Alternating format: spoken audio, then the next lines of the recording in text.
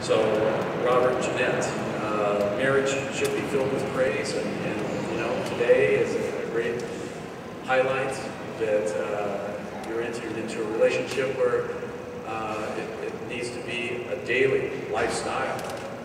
As you encourage one another, build up one another, that's God's idea for marriage. The psalmist goes on to talk about blessing each other. All your garments are fragrant with myrrh, like perfume, and aloes and cassia. Out of ivory palaces, stringed instruments that made you glad. I got the instruments back there somewhere. King's daughters are among your noble ladies, and at your right hand stands the queen in gold from Ophir. So you got the queen here. And that's what the groom is celebrating. As they break out the music, the fragrant perfume, it's all about joy. It's all about celebrating love together, that covenant. But how much more so when we see God in the picture? You know, it's unfortunate today, a lot of people forget, you know, we're trying to have seminars on how to have successful relationships, and, you know, a lot of shows on TV and radio talk shows how to have successful relationships. And we forget that it all started with the Torah. It all started with the God of Israel. And to bless one another, to enjoy each other. That's what God's intent is for marriage. And yes, the dance already, a symbol of the joy that you bring into this relationship. And it's so great to see that. But it's going to take time. You know, I guess it's kind of easy today to have a little joy and celebration.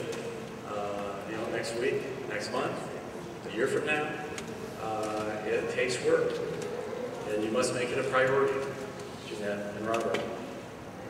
And yet, I pray that you'll never lose that spark that God intends in this relationship.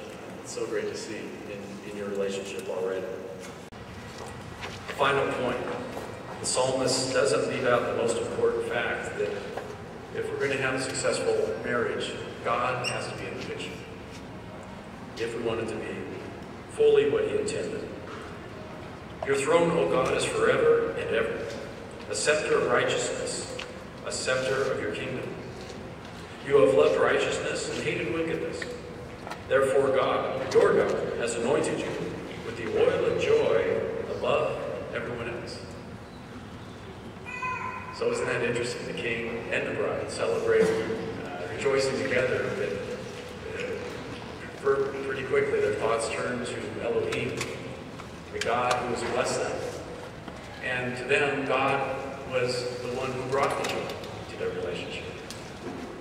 It's unfortunate. I know we've all had different journeys, but you know, growing up Jewish, yourself, Bob, yourself, and Jeannette, from your journey and background. And a lot of times people think religion, God, Yeshua, Jesus, is like, oh, well, that's kind of negative. That's a bummer. Yeshua, Jesus himself said, I've come that you might have joy and have it in all its fullness. And this is what the king and his bride are celebrating at their wedding. And so above all, as you put God in your wedding, keep that relationship with Messiah. Your faith journey, and it is interesting from the Jewish background, coming to that faith, and seeing how it fits beautifully with our heritage and fills in the picture. It's been said there's a God-shaped void in each of our hearts. Only God can fulfill it. So I'm blessed as your rabbi that you have that personal faith, both of you.